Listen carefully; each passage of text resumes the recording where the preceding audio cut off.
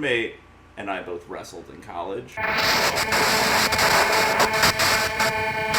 So our wrestling coach, crazily enough, wasn't fond on us drinking during the season, which makes sense. And then I'm a very Irish guy too. This all comes together in the end. And so, in Philadelphia, there's this big celebration of St. Patrick's Day that every college student loved called Aaron Express. Yeah. It was like all the weekends leading up to St. Patrick's Day in March, where everyone just shut down streets and drank like crazy and celebrated the Irish the only way we knew how, by binge drinking and all the weekends doing domestic abuse. The two national exports of Ireland. So this is a multi-weekend thing? Yeah, it's like 2 or 3 weekends in a row.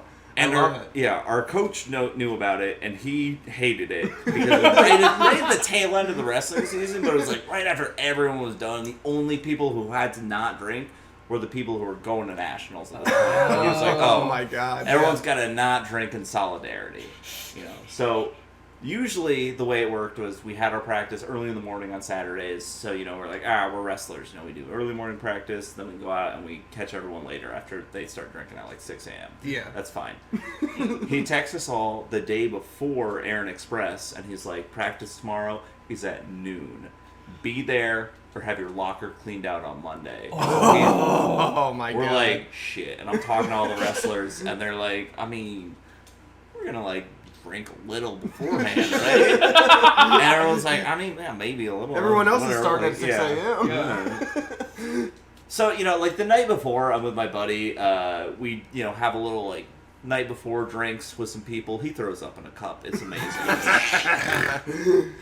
Then we wake up the next morning, and, I'm with my friends who are all getting ready to do Aaron Express. They're not wrestlers, and it's 6 a.m., and they're they played this game at Drexel called 78 Cup. Only ever seen it played at Drexel. Very self-explanatory. 78 cups on each side, pawn. 30 on each side. Oh, damn. 4v4. Incredible game. And you need a big piece of plywood to play that. And I was I woke up and I was like, you know what? I'll just play this game of 78 Cup at 6:30, and then I'll be fine for practice at noon. And thus ensued a whole day of me lying to myself. Perfect logic, yeah. Yeah, so I'm playing 78 Cup. People are making full cups on me, or I have to drink. At the end of it, everyone was like, "All right, Jamie, that was fun." I was like, "Yeah, we're gonna drink here a little, then we'll go out to the bars." I'll keep drinking with everyone. You guys go out to the bars. I'll nap, and then I'll go to practice. Yeah, hell yeah. Obviously, when everyone starts leaving for the bars, I'm like, there's only 10, Oh my lord. So I'm out in Center City. There's a warehouse where your shoes would get incredibly gross, and just still drinking. And my roommate finds me at 11:40, and I have a pitcher in each hand, and he's like, "You have to go to practice." Oh my God. Oh my God. Hey, all right. Oh, do I? So how many drinks deep would you say you are? Oh my God. At this point, I had at least 7 in the 78 Cup. I was probably 11 or 12 drinks. And then, so I chug the rest of one pitcher, hand him the other, and I'm like, check this out. And I sprint out of that warehouse, through Center City, across the bridge, to Drexel's campus in University City. Holy shit. And I'm calling my friend, and I'm like, hey man, you gotta bring me out a change of shirt, because I'm wearing a shirt that says Aaron Express, 2018, let's get fucked up, as a fucking leprechaun, chugging a handle on it. I'm like, there's no plausible deniability here. I was like, I need gum and a change of shirt, as if that's gonna solve the problem. That's your hangover cure is gum and a change of shirt. So my two buddies come out and meet me. They're like, oh, and they're like, weekend at Bernie's-ing me past the coach's office. If the coaches come out, we're fucked.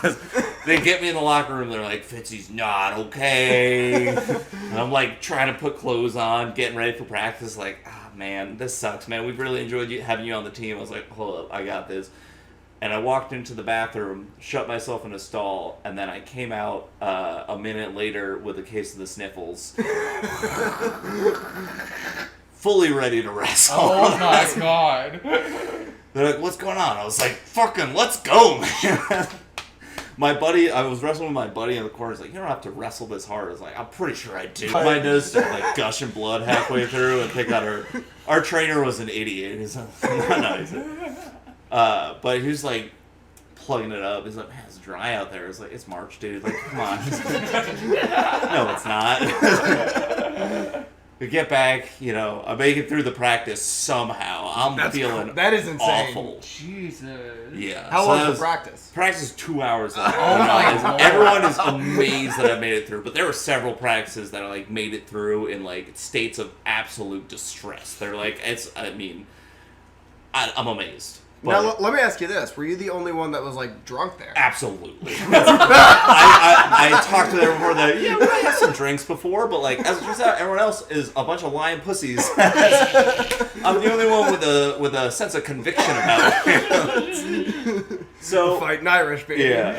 So the practice ends, we all go to the wrestling house, and I find that this bag that had given me the sniffles had broken in my pocket at some point while I put the clothes away, so I just had a bag full of powder. Or pocket full of powder. I'm walking around this wrestling party, going up to good friends of mine. I was like, yo, check this out.